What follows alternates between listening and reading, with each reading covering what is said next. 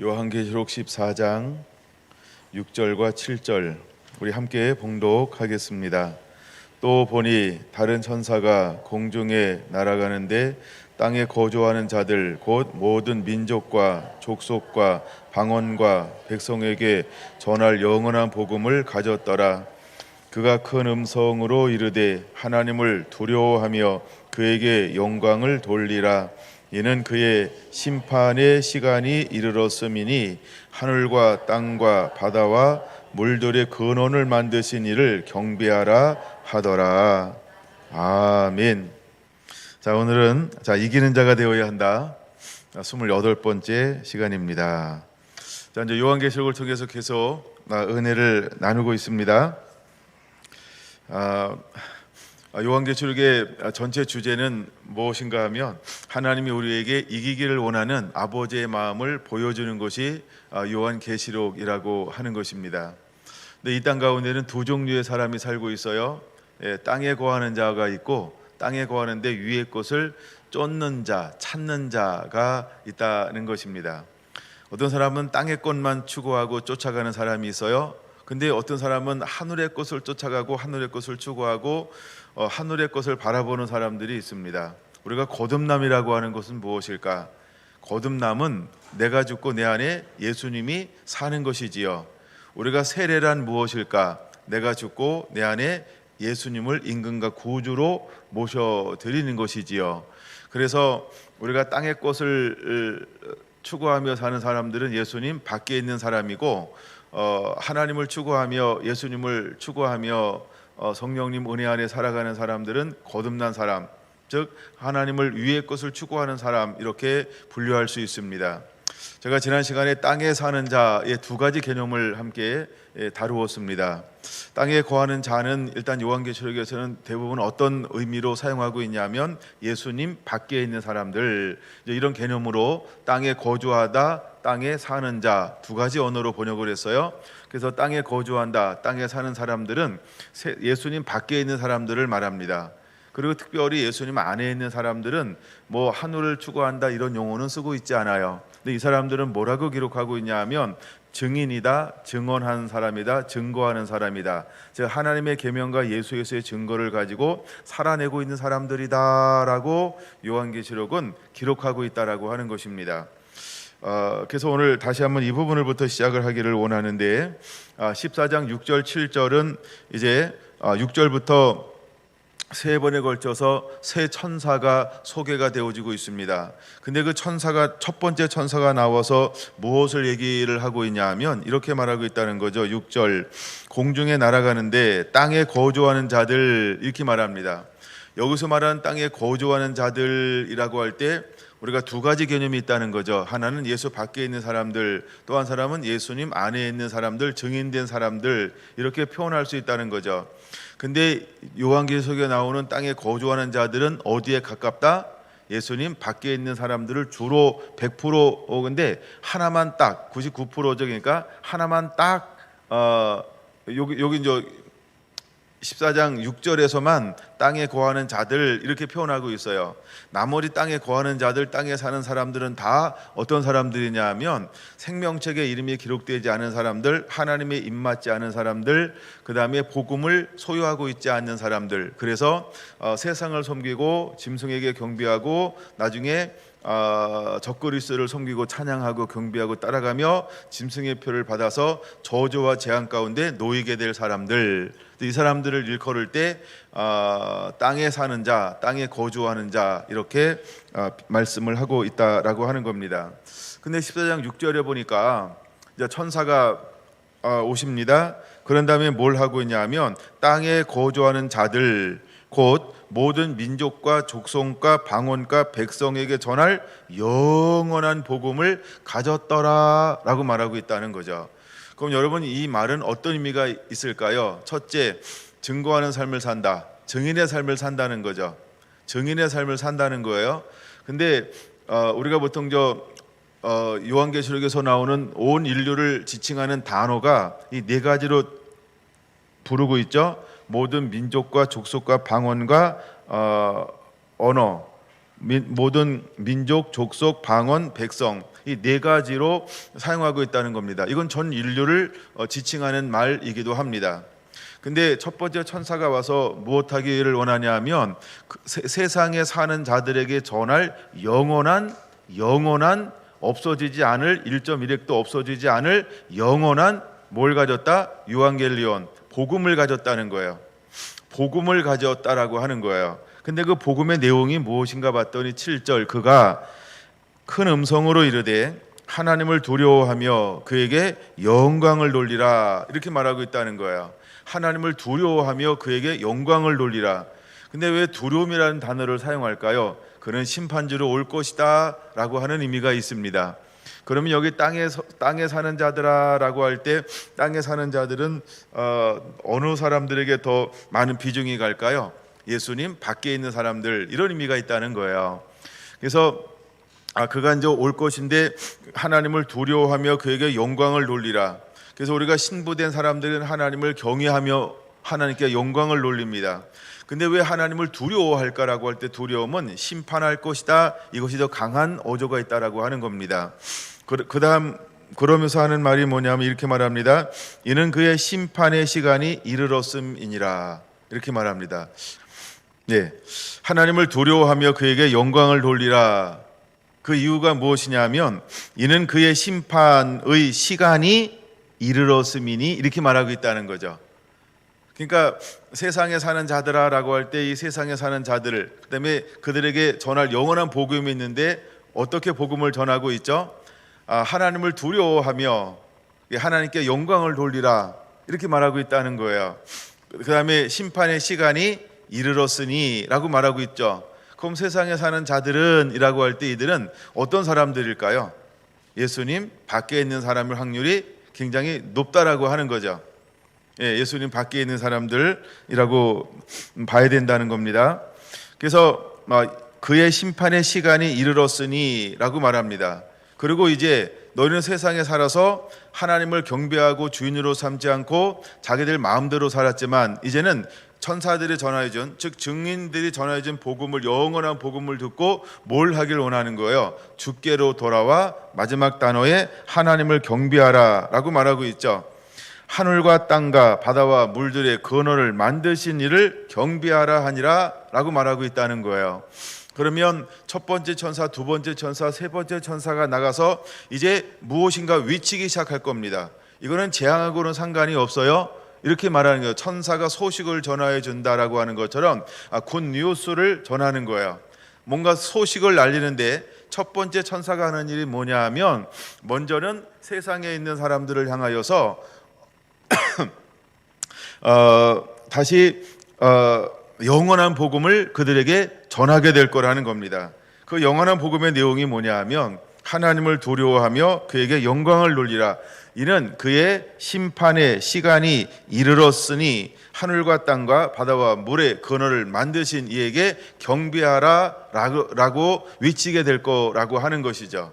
자, 그러면 이 하나님은 우리가 요한계시록을 썼던 이유 중에 하나가 무엇이라고 말씀을 드렸냐 하면 하나님은 우리가 증인되기를 원한다는 거예요. 우리가 마르티스, 증인되기를 원한다는 거죠. 우리가 증인으로 삶을 사는 자들이 반드시 되어야 할 줄로 믿습니다. 이미 제가 증인이라는 단어는 요한계시록에서 쭉 살펴보았어요. 1장 2절을 비롯해서 계속해서 복음을 가진 자들이 있습니다. 한 부분만 한번 찾아볼게요. 증인되기 원하는데 하나님은 어떤 증인되기를 원하는가? 처음 시작하는 단어를 먼저 살펴보면 1장 2절입니다. 1장 2절에 이렇게 말하죠. 요한은 하나님의 말씀과 예수 그리스도의 증거, 곧 자기가 본 것을 다 증언하였느니라 라고 말합니다. 이제 두 번째 단어를 하나 볼 건데 그것은 충성됨이라는 단어입니다. 성경에 그다음에 요한계시록에 충성됨이라는 단어가 나오는데 주로 어디에 충성됨이라는 단어가 나올까요? 그 공통점을 저도 찾아보다가 깜짝 놀랐습니다. 자, 놀랄 이유를 설명해 드릴까요? 5절입니다. 또 충성된 증인으로 죽은 자들 가운데서 이렇게 말합니다. 근데 예수 그리스도가 충성된 증인이라고 말하고 있죠. 그냥 증인 이렇게 말하지 않고 그 앞에다가 명사 하나를 집어넣고 있다는 거예요. 그 말이 뭐라고요? 그는 충성된 증인이었다라고 말씀을 하고 있다라는 겁니다. 그 다음에 여러분들이 일곱 교회를 보다가 명사 하나, 이름을 하나 발견했을 거예요. 몇몇 분들이 퀴즈를 냈던 것을 제가 기억하는데 2장 13절입니다. 2장 13절 내가 어디에서 사는지 내가 아노니 거기는 사단의 권자가 있는 데라. 내가 내 이름을 굳게 잡아서 내 충성된 증인 안디바가 이렇게 말하고 있습니다. 근데 증인인데 안디바인데 어떻게 안디바가 증인의 삶을 살았습니까? 충성된 증인이라고 말하고 있다는 거예요. 1장 5절에도 예수님을 일컬어서 뭐라고 말한다? 증인 이렇게 말하는데 어떤 증인? 충성된 증인이다 이렇게 표현하고 있다라고 하는 것입니다. 근데 안디바도 증인의 삶을 살았는데 어떤 증인의 삶을 살았다? 충성된 증인의 삶을 살았다라고 하는 것입니다. 3장 14절 3장 14절 자신을 소개할 때 어떻게 소개하고 있는가? 14절 라우디가 교회의 사자에게 편지하라. 아멘이시요 충성되고 참된 증인이시여 하나님의 창조의 근본이시가 이르시되라고 말합니다. 자기 자신을 어떻게 소개하고 있습니까? 그렇죠. 충성되고 참된 증인이여라고 소개하고 있다는 거예요. 그럼 마지막 때 예수님의 모습이 라우디게아 교회를 향하여 편지를 쓰는 것처럼 이 시대에 하나님은 어떤 증인의 모습으로 일어나게 되기를 원할까요? 어떤 증인이 일어나기를 원할까요? 그렇죠. 참되고 충성된 증인이 일어나게 될 것이다. 그럼 오늘 이 시대를 살아가는 신부된 하나님의 사람들은 어떤 증인의 삶을 살게 될까요? 충성된, 참된, 충성된 증인의 삶을 살게 될 것이다라고 하는 걸 우리에게 보여주고 있다라고 하는 것입니다. 자, 증인이라는 말이 두 번 더 나오는데 이번에는 충성됨이라는 붙여져 있지 않지만 그 증인이 어떤 삶을 살게 될까? 먼저 이겁니다. 11장 7절입니다. 11장 7절. 11장은 누구에 관한 이야기가 먼저 기록되어져 있죠? 두 증인에 대한 기록입니다. 그럼 두 증인이 어떤 삶을 살았을까? 그들이 그 증언을 마칠 때에라고 말합니다. 그러면 두 증인은 어떤 삶을 살았을까요? 충성된, 참된 증인의 삶을 산 사람인 것을 우리는 이미 20장 4절에서 6절을 통하여 볼 수 있죠. 그들은 복음 때문에 무엇을 당했다? 순교했다. 이것은 충성됨이라고 하는 것을 보여주고 있다라고 하는 것입니다. 그 다음에 17장 6절 우리는 어디에서도 충성된 증인이 되어야 할까요? 우리는 어디에서도 충성된 증인이 되어야 할까요? 17장 6절은 이제 큰 성 바벨론에 내리는 이제 심판에 관한 것을 말씀을 하면서 6절에 뭐라고 말씀하고 있냐면 또 내가 보매 이 여자가 성도들의 피와 예수의 증인들의 피에 취한지라 이렇게 말하고 있어요. 그러면 음녀는 예수의 피에 예수의 증인들의 피에 취한지라라고 하는 말은 충성된 하나님의 복음 전도자들을 뭐했다? 그들은 죽였다라고 하는 걸 보여주죠. 이런 것처럼 증인이라는 단어를 사용할 때 요한계시록은 그 문맥에 어떤 단어를 삽입하고 있냐 하면 충성된 증인이다 이렇게 말씀하고 있다라고 하는 것입니다. 그럼 마지막 때 우리가 세상에 밖에 있는 세상에 사는 사람들에게 영원한 복음을 가지고 나가 그들을 영으로 말씀으로 믿음으로 이제 깨워야 합니다. 어떻게 깨워야 할까요? 우리는 말씀으로 무장해야 합니다. 그래서 요한계시록은 것을 두 가지로 표현하고 있다고 말씀을 드렸죠. 첫째는 하나님의 계명, 둘째는 예수 그리스도의 증거, 즉 복음입니다. 증거, 이걸 언어로 말하면 요한겔리온 이렇게 번역을 합니다. 이렇게 그 단어를 사용합니다. 우리가 복음을 가진 자가 되어온 거죠. 그다음에 하나님의 계시, 말씀을 갖게 될 겁니다. 계시해 주시는 말씀, 때를 따라 양식을 나눠줄 자가 누구인가라고 할 때 하나님은 그 때를 따라 양식을 나누어 줄 자를 어떤 사람을 선택할까요? 충성된 사람이라는 것입니다. 이미 저는 이 주제에 대해서 여러 번 설교의 말씀을 나눈 적이 있습니다. 처음에 충성된 자가 누구였을까라고 할 때 그냥 문맥으로 보일 때는 누구냐 하면 아브라함이었다. 라고 말합니다. 그래서 느헤미야 9장 7절 8절에서 이 갈대아 우르에서 한 사람을 택하였다는 거죠. 근데 하나님께서 아브라함에게 무엇을 보았다? 충성됨을 보시고 라고 말하고 있다는 거죠.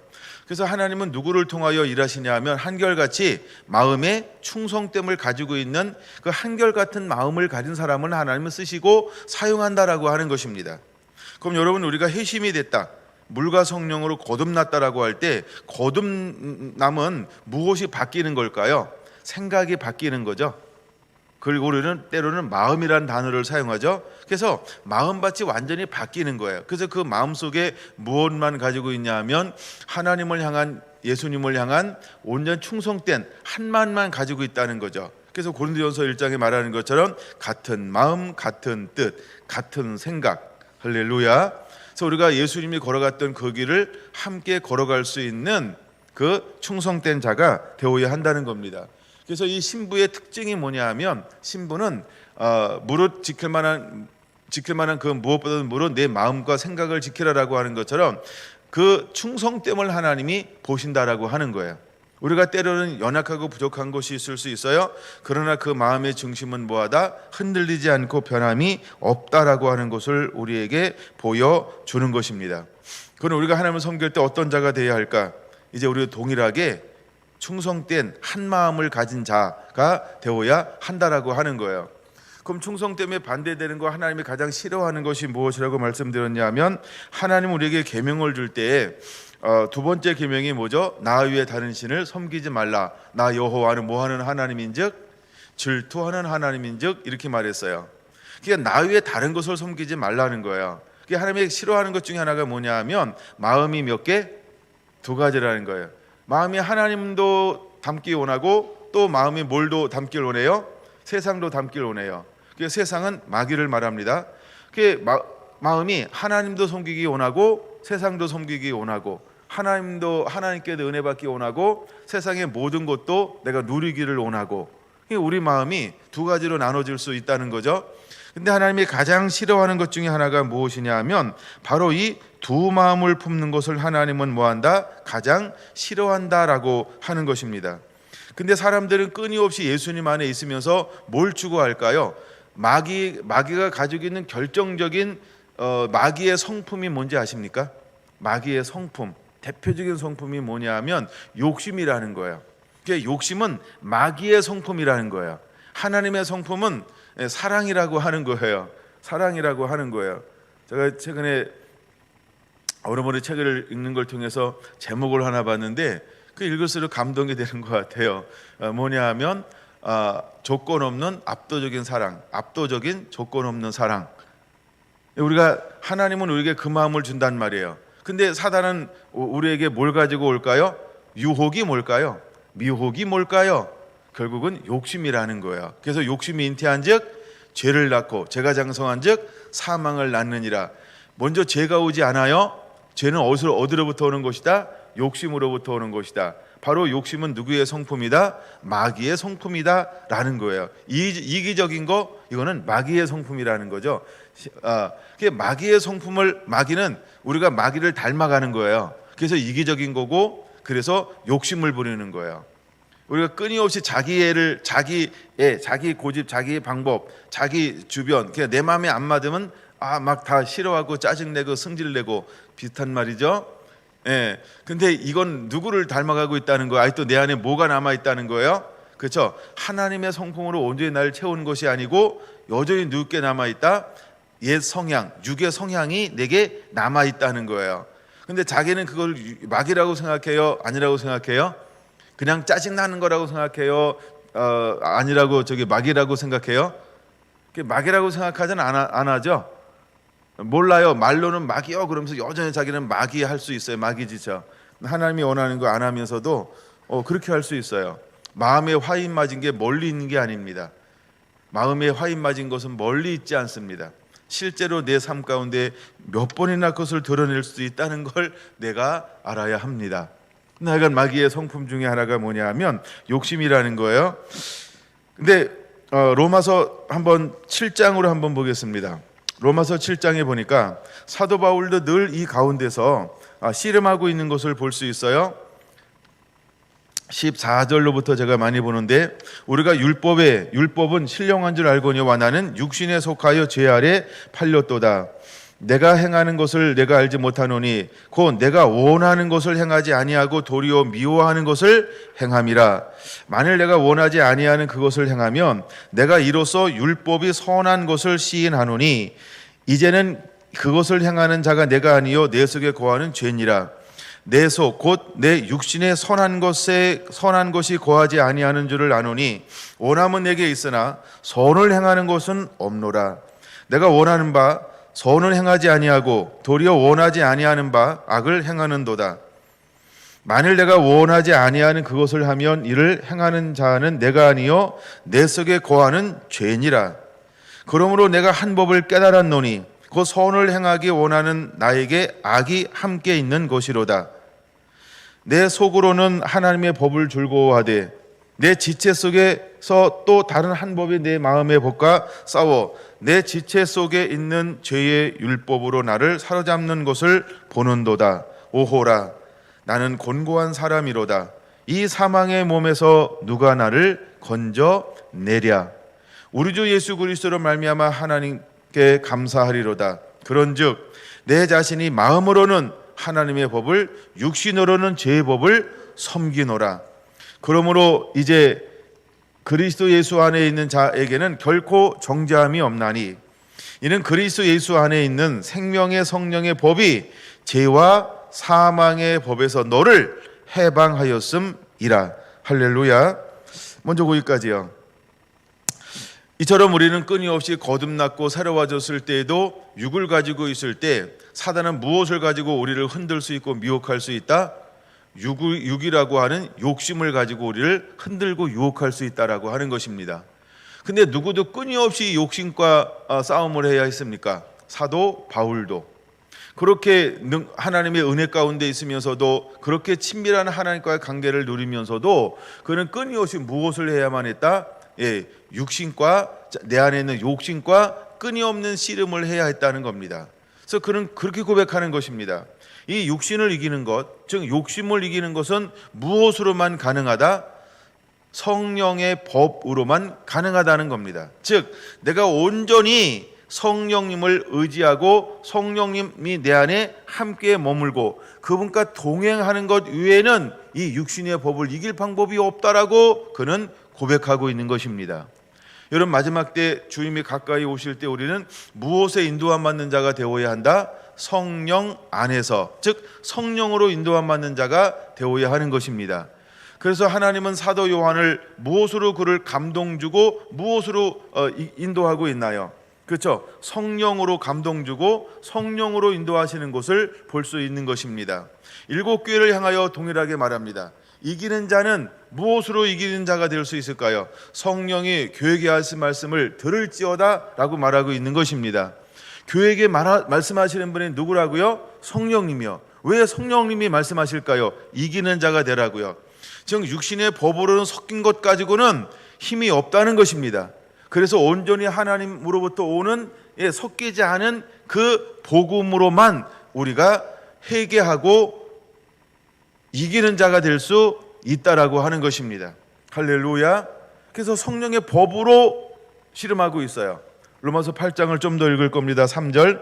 율법이 육신으로 말미암아 연약하여 할 수 없는 그것을 하나님은 하시나니 그 죄로 말미암아 자기 아들을 죄 있는 육신의 모양으로 보내어 육신의 죄를 정하사 육신을 따르지 않고 그 영을 따라 행하는 우리에게 율법의 요구가 이루어지게 하려 하심이니라.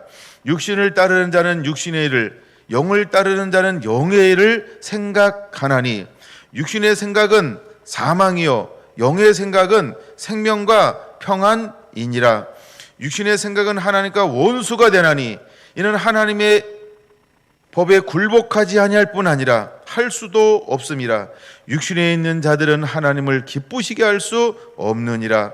만일 너희 속에 하나님의 영이 거하시면 너희가 육신에 있지 아니하고 영에 있나니 누구든지 그리스도의 영이 없으면 그리스도의 사람이 아니니라. 또 그리스도께서 너희 안에 계시면 몸은 죄로 말미암아 죽은 것이나 영은 의로 말미암아 살아있는 것이니라. 예수를 죽은 자 가운데서 살리신 이의 영이 너희 안에 거하시면 그리스도 예수를 죽은 자 가운데서 살리신 이가 너희 안에 거하시니 그 영으로 말미암아 너희 죽을 몸도 살리시도다. 할렐루야. 몸도 살리시리다. 그러니까 우리가 영의 인도함 받는 자가 되어야 한다는 거예요.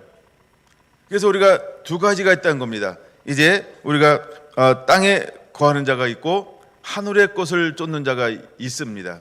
우리가 육을 따라가는 사람이 있어요. 어떤 사람들은 영을 따라간다라고 하는 겁니다. 이제 우리는 무엇을 따라가는 자가 되어야 할까? 이제 온전히 영을 따라가는 자가 되기를 예수님의 이름으로 축원을 드립니다. 여러분, 로마서 1장에 보면 이 부분에 대해서 갈등하는 여러 가지의 구조에 대해서 말하고 있습니다. 먼저 18절을 봅니다. 로마서 1장 18절. 하나님의 진노가 불의로 진리를 막는 사람들의 모든 경건하지 않음과 불의에 대하여 하늘로부터 나타나나니 이는 하나님을 알만한 것이 그 속에 보임이라. 하나님께서 이를 그들에게 보이셨느니라.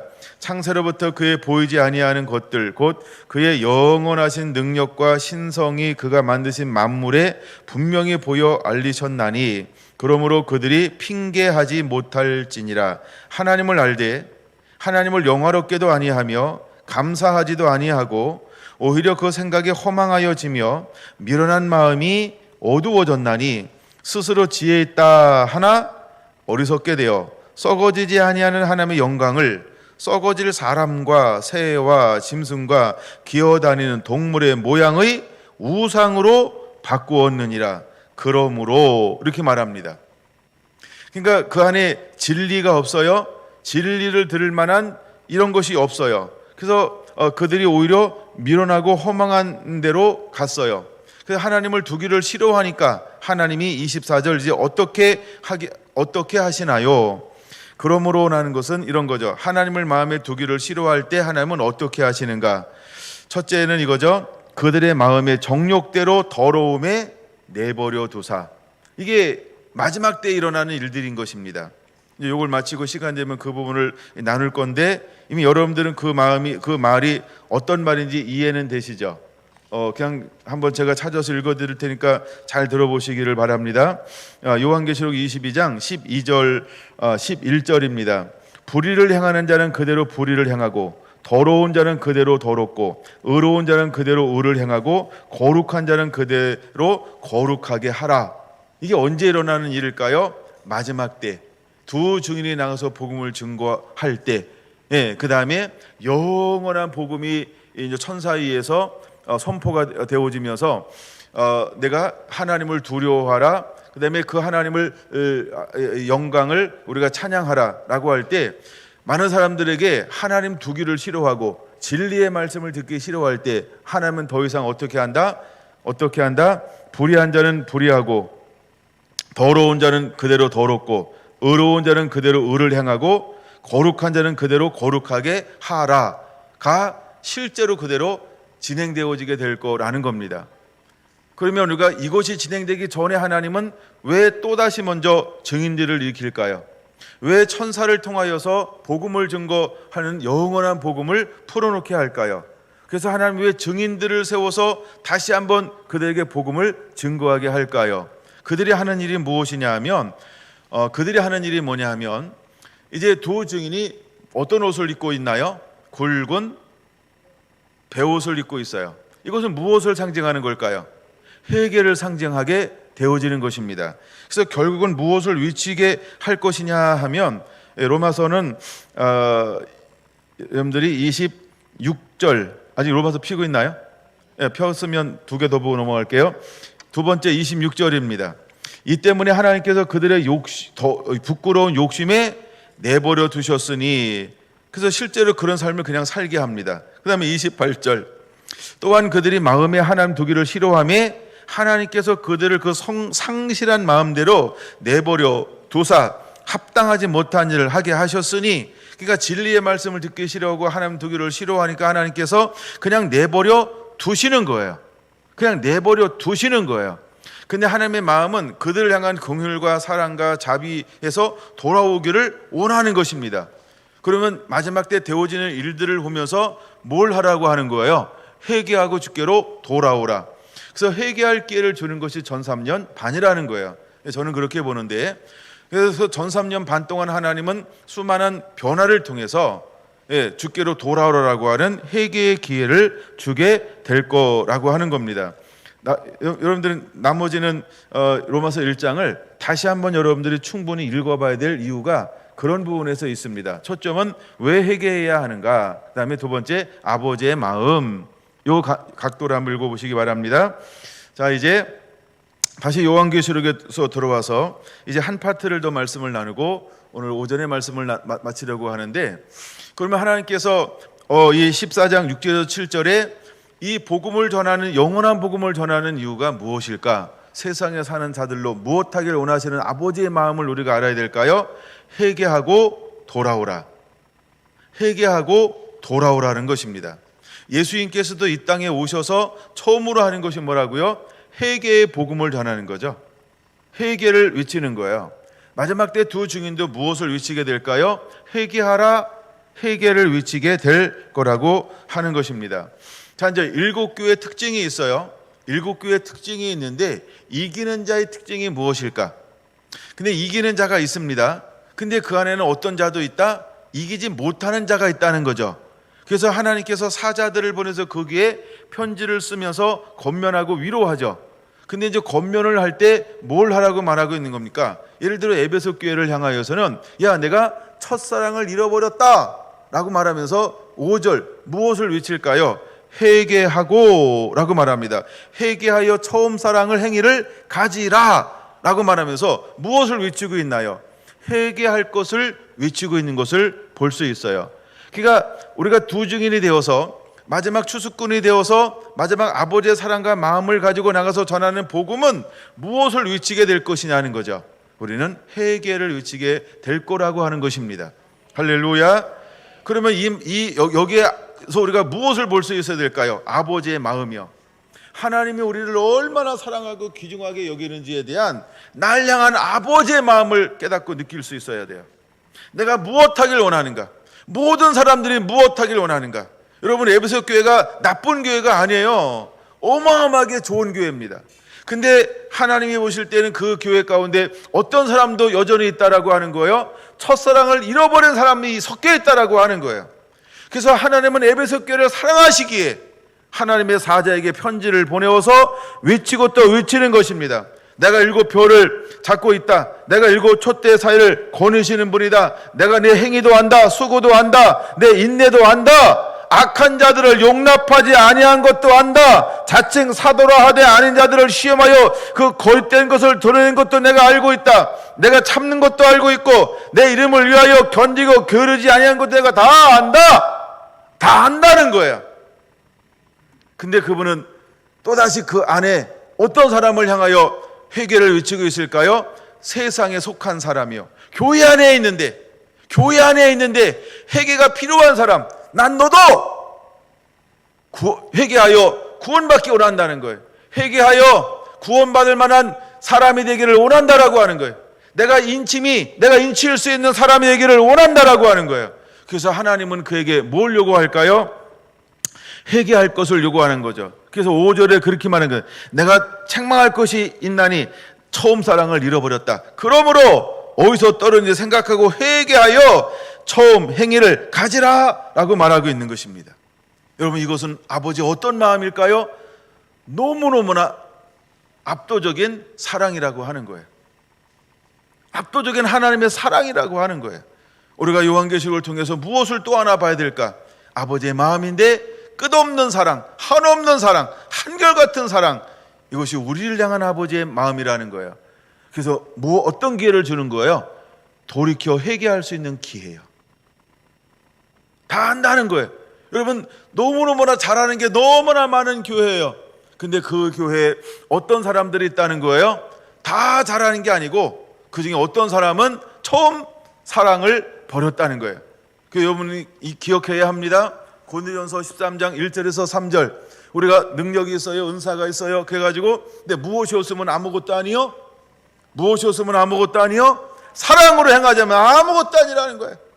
영원한 능력이 있어도 믿음이 살아남길 만한 믿음이 있어도 내 몸을 불사는데 내어준다 할지라도 구제한다 할지라도 사랑이 없으면 아무것도 아니라는 거예요. 우리는 깽가리라고 하는 거예요. 그래서 우리를 향하여 이 시대를 살아가는 저 여러분들에게 주님이 뭘 요구하는 걸까요? 여러분 마지막 때 불법의 성함으로 사랑이 식어진다고 그랬어요. 그럼 진짜 성령의 그 인도함 받으며 하나님 나라가 이루어진 사람은 의와 평강과 희락이 손상될까요? 그렇지 않죠. 그러면 하나님의 나라는 성령 안에서 의와 평강과 희락이다 그러면 실제로 무엇을 가지고 있는 사람일까요? 하나님의 사랑이요. 그러니까 그 사랑은 식어질 수가 없다는 거예요. 이해가 되십니까?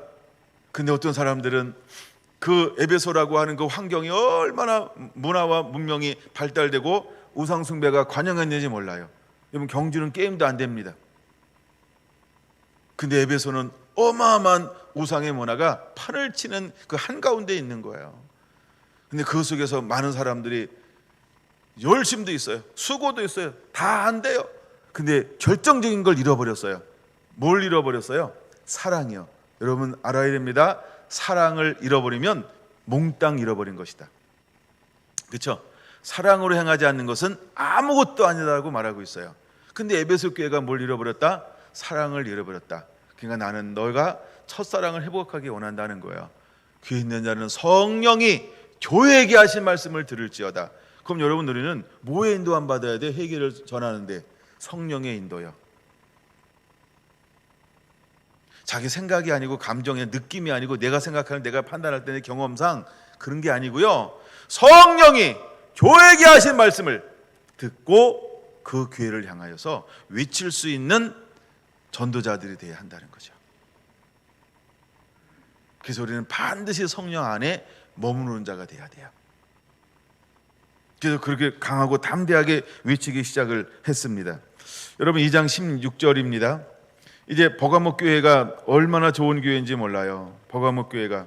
왜냐하면 버가모 교회는 뭘 가졌어요? 좌우에 날선 검을 가지신 그 분이 오셔서 말씀을 할 정도로 너무너무나 대단한 교회입니다. 대단한 교회예요. 무엇과 싸워서 이겼을까요? 오늘날로 말하면 이단과 싸워서 맞짱 써서 이기는 교회, 이게 버가모 교회예요. 예? 예, 지금 막 열심히 운동하시는 분들 많잖아요. 그렇죠? 예, 그분들처럼 이게 버가모 교회예요. 그 다 싸워서 이겼다. 내가 그것을 안다라고 말하고 있습니다. 근데 그 속에서 그렇게 하다가 뭐 한 사람이 생겼어요? 음에 섞여 버렸네. 예. 그렇게 섞여 버렸어요. 하도 그거 하다 보면요. 가끔 헷갈릴 때가 있어요. 실제로 그래요. 네. 요거는 제가 성경 공부 시간에 요 부분 나오면 더 가르쳐 드릴게요. 그래서 그 교회는 뭘 말합니까? 이렇게 말합니다. 15절이요. 이와 같이 내게도 니골라당의 교훈을 지키는 자들이 있도다. 이렇게 말하고 있어요. 예. 보다가 그러므로 16절 회개하라. 그리하지 아니하면 내가 내게 속히 가서 내 입에 검으로 그들과 싸우리라. 왜 검으로 싸울까요? 니골라당의 교훈이 뭘까요? 말씀을 대적하는 거죠. 비진리죠. 그러니까 왜 검으로 대적한다고 말할까요? 하나님의 말씀으로 너를 진리의 빛을 비춰서 네가 아닌 것을 드러낼 것이다. 그러면 하나님은 우리에게 비진리를 이기는 자에게 뭘 준다고 말할까요? 그렇죠? 말씀의 예리한 검을 줄 거예요. 말씀의 예리한 검을 줄 거예요. 이 영적인 원리가 있는데 하여간 우리가 다른 사상에 만약에 오래도록 속해 있다가 희심에서 돌아온 사람은 무엇이 강할까요? 말씀의 분별력이요. 그리고 말씀을 보는 눈이 상대적으로 새로울 수 있어요. 왜? 그는 비진리 가운데 속해 있었잖아요. 늘 자기가 속아서 살았잖아요. 근데 빛을 봤잖아요. 근데 그는 무엇이 더 명확하게 보일까요? 비진리가 명확하게 보여요. 그리고 그거를 뭐하는 법을 누구보다 더 잘할까요? 깨부수는 법이요, 무너뜨리는 법이요, 허점이요, 허구요, 비논리적인 거요. 이것이 진리가 아니라고 하는 걸 누구보다 뭐 할까요? 잘 압니다. 왜? 경험해 봤잖아요. 깊이 빠져봤잖아요. 그래서 하나님께서 그에게 무엇으로 오신다고요? 예, 검을 가지신 분으로, 야후의 날선 검을 가지신 분으로 오신다는 거예요. 내게 왜 이런 은사가 강할까라고 하면 어떤 사람은 상대적으로 그 전에 많이 빠졌던 사람들이 많이 있어요. 우리가 보통 일반적으로 이제 교회에서 은혜를 많이 받는 사람들 중에 특징 중에 하나가 옛날에 어떤 악기, 자기도 모르는 가운데 막 이렇게 악한 영에 막 사로잡혔다가 쫓겨남을 당했을 때 굉장히 은사가 빨리 나타납니다. 그 이유가 뭘까요? 이미 이거 다 우리가 옛날에 다 나왔던 거죠. 하여간 이게 영은 길이 있대요. 통로가 있대요. 이런 개념하고 비슷해요. 이런 개념하고 비슷한 걸 가지고 있어요. 근데 주님이 뭘 요구한다? 회개할 것을 한다는 거죠. 그럼 회개하면 하나님께서 그에게 무엇을 준다라고 말씀하고 있어요? 17절에 감추었던 만나를 준대요. 그냥 만나가 아니고요, 감추었던 만나요. 왜 감추었던 만나를 그에게 줄까요? 그는 이것이 무엇인지 아니까 더 이상 발람의 교훈과 맞바꾸지 않을 것이기 때문에, 잃어버리지 않을 것이기 때문에, 이것이 얼마나 소중한 것을 알기 때문에 하나님은 그에게 감추었던 만나, 천국의 비밀을 그에게 주겠다는 거예요. 근데 여기 있는 사람들은 다시 나가서 타락했다 돌아오면 안 됩니다. 그럼 이처럼 붙들려 쓰임받지 못할 수도 있습니다. 근데 세상에 밖에 있는 사람들은 아직도 가능성이 있을 수 있습니다. 여러분 삶으로 모험하지 않게 되길 바랍니다. 예. 근데 하나님께서 이기는 자에게 주는 게 뭐냐 하면 감추었던 만나를 준다는 거예요. 야, 그렇구나. 하여간 사람들과 만나다 어떤 특별한 은사가 있으면은 가끔 저는 궁금한 게 뭐냐 하면 저분은 어떻게 저런 은혜를 받았을까 한 거예요. 그럼 나중에 이제 삶에 대한 간증을 듣잖아요. 그러면 이런 경우가 있다는 거예요.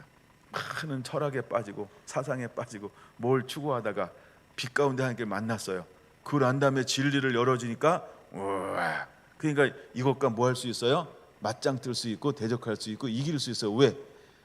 진리로 얘를 보니까 허점이 보이기 시작한 거예요. 여기만 안에 있으면 뭐만 보여요? 이쪽이 가짜다 이러잖아요, 그렇죠? 근데 하나님의 빛을 받아가지고 여기 있다가 빛을 받아서 이쪽으로 딱 보잖아요. 이것이 아무것도 아닌 것이 그냥 알아요. 맥이 뭔지 알아요. 초점이 뭔지 알아요. 그래서 이 사람은 쉽게 싸워서 이길 수 있어요. 그 다음에 또 한 사람이 있어요. 이것도 얘기해줘야 위험하지 않을 수 있다. 하나님 은혜 안에서 이런 거 있잖아요. 왜? 그냥 거룩하고 깨끗하고 정결하게 산 사람. 우리가 일반적으로 말하는 건 이런 것입니다. 신앙의 4대, 5대, 6대. 이 사람들은 그냥 절로 그냥 간다 그러잖아요. 왜? 그렇죠? 그 이유가 뭘까요? 환경이 달라요. 바탕이 달라요. 저는 뭘 추구하냐 면 바탕이 다른 걸 추구합니다. 바탕이 다른 걸 추구해요.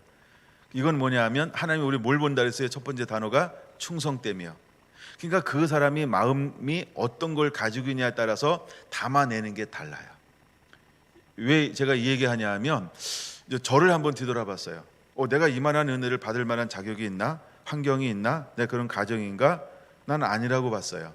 근데 왜 하나님께서 이런 은혜를 주었을까라고 할 때 이건 하나님이 이제 여러 가지를 통해서 확증시켜 준 것인데 너는 그 그릇이 이렇다라고 한 거예요. 네가 많은 죄악에 빠진 것도 아니고 경험한 것도 아니고 너는 마음이 그냥 하나님이 이걸 담아낼 수 있을 정도로 이걸 가지고 있다는 거예요.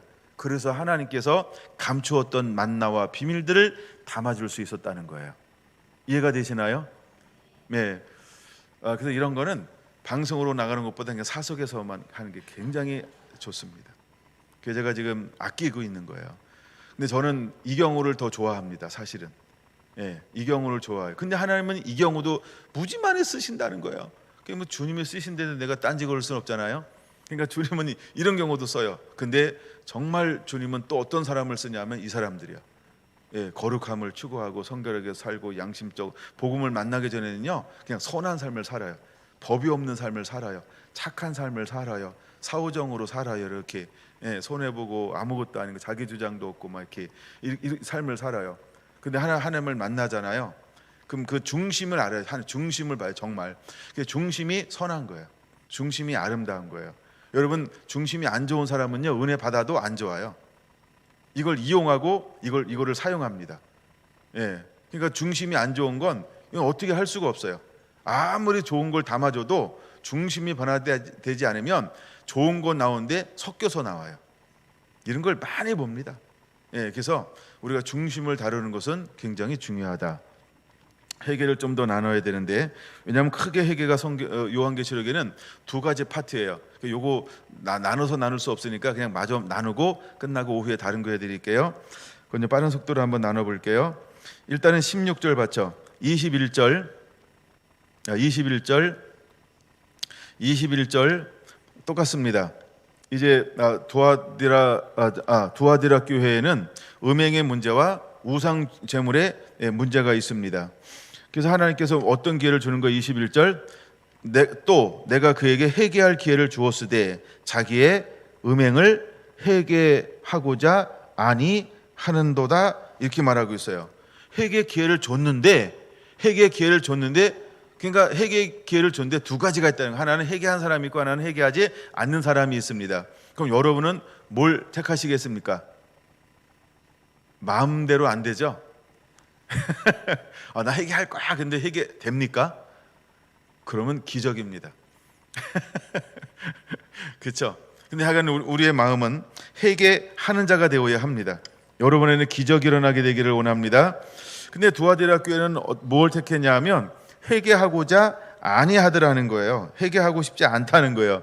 그랬더니 22절에 뭐라 합니까? 회개하지 아니하면 큰 환난 가운데 던져지고 또 내가 사망으로 그의 자녀들을 죽이리니 라고 말하면서, 근데 왜 그 교회가 회개하지 않는 것을 택할까요? 왜 회개하지 않는 것을 택할까요?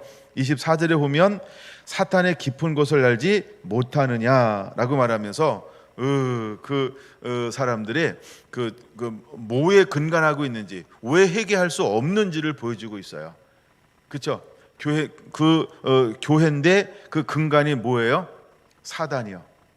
마음을 꽉 유혹됐어요. 끊임없이 이세벨에게 미혹당하고 있어요. 끊임없이 미혹당하고 있어요. 그러니까 회개한 것처럼 보이고 어쩌면 살고 싶은 욕망과 몸부림은 있는데 결국 벗어나지 못해요. 뭐 해야 벗어날 수 있을까요? 죽어. 죽으세요. 예? 적당하게 하고 살려고 하지 말고요. 다 죽이세요. 그래야만 벗어날 수 있어요. 예. 하여간 이런 거는 영적 전쟁 막 이런 거 할 때 좀 깊이 다룰 수 있는 부분인데요. 근데 우리는 적당히 죽습니다. 손해 안 보고 어떻게 이기는 법 없나요? 이러잖아요. 우리 왜 가끔 물건 흥정할 때 이렇잖아요. 좋은데 싼 거예요. 여러분이 장사를 해요. 좋은데 싸게 팔 사람 손 들어보세요. 아무도 안 들었어요. 박성재 씨는 그 눈을 만지긴 했지만 그렇죠. 이게 그런 개념이에요. 참 좋은데 그 용기를 안 내요. 그러니까 그 결단이 두려운 거예요. 부자 청년만 두려운 게 아닙니다. 사실은 나도 두려워하고 있다는 거예요. 모든 걸 다 내려놔? 그럼 나 어떻게 되는데? 거기에서 오는 두려움은요, 이론만 할 수가 없어요. 그래서 우리가 하나님을 믿는다 하면서도 사실은 우리 안에 무엇이 아직도 여전히 남아 있어요? 내가 홀로 살려고 하는, 그렇죠? 내가 살고 싶은 욕망이 아직도 내 안에 남아 있다는 걸 보여주는 거예요. 그래서 우리가 아낌없이 조건 없이 줄 수 있고 나눠줄 수 있고 여러 가지 우리를 사람들이 이용하고 이래도 기본이 안 나쁜 사람들은요, 이 사람들이 하여간 조건 없는 사랑으로 가는 길들에 놓여져 있는 사람들이에요. 여러분, 야근 척하지 마시고요, 나사 풀러놓고 살았으면 좋겠어요. 골치 아파하지 말고요, 손해보며 살았으면 좋겠어요. 할렐루야, 할렐루야. 왜 제가 물건 살 때 이런 거 흥정할 때 깎지 않는지 아세요? 양심적으로 합당하게 매겼을 거야. 그냥 그걸 인정해 주는 거예요. 그리고 저는 그 사람을 잘 안 보고요, 누굴 보는 거예요? 하나님, 저 합당한 거 줄 만큼 준 거예요. 너 속았다. 네, 그쵸? 제가 이렇게 어수룩해요, 하나님. 근데 주님 나시잖아요. 난 하나님을 신뢰하겠다는 거예요. 하나님을 복의 근원으로 삼겠다는 거예요. 그래서 내가 10% 깎았다. 기분 되게 좋잖아요. 그렇죠? 이번 음향공사 하는데 한 1,300 일단 들어갔는데, 근데 이거 한 10% 깎으면 세요. 그렇죠? 근데 깎고 달란 말을 그런 걸 흥정하는 게 아니죠. 근데 하여간 썼단 말이에요. 그럼 우리가 누구를 바라봐야 될까요? 하나님이요. 그 마음이 있어야 돼요. 아멘. 복의 근원은요 하나님이세요. 저는 그 믿음이 있고 그렇게 삶을 끊임없이 살아오려고 부단히 노력하고 있는 거예요. 혹시 목사님이 손해봤어요 이렇게 기분 나빠하지 마시고요.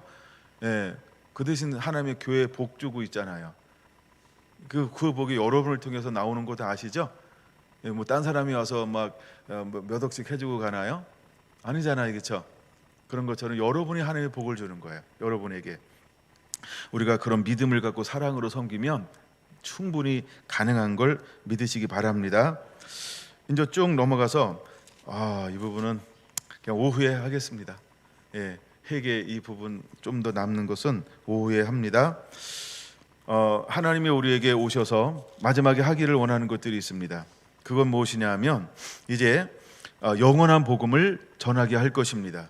그래서 하나님을 두려워하며 하나님께 영광을 돌리게 할 겁니다. 이거는 뭘 주는 것이냐 하면 이제 하나님 우리를 증인으로 삼아서 땅에 거하는 자들에게 하나님의 회개할 기회를 주게 될 거라는 거죠. 그래서 지금 회개까지 다루고 있어요. 그래서 하나님이 우리에게 회개할 기회를 주라는. 그래서 우리가 무엇을 입고 나가게 될 것이다? 굵은 베옷을 입고 나가게 될 것이다. 그리고 하나님의 권능과 능력 성령 안에서 그들에게 일정 하나님의 허용한 기간 동안에 예언하게 할 것이다. 즉 추수하게 될 거라는 거죠.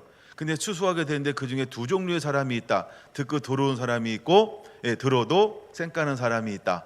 그래서 불의한 자는 더 불의하게 될 것이고 그 다음에 의로운 자는 더 의롭게 되는 이런 놀라운 역사들이 일어나게 될 것이다. 그래서 열매와 결과에 간여하지 말고 우리는 무엇을 외치는 자가 되어야 한다? 이제는 복음을 외치는 자가 되어야 한다. 근데 그 복음을 외칠 때 무엇을 가지고 나가야 된다?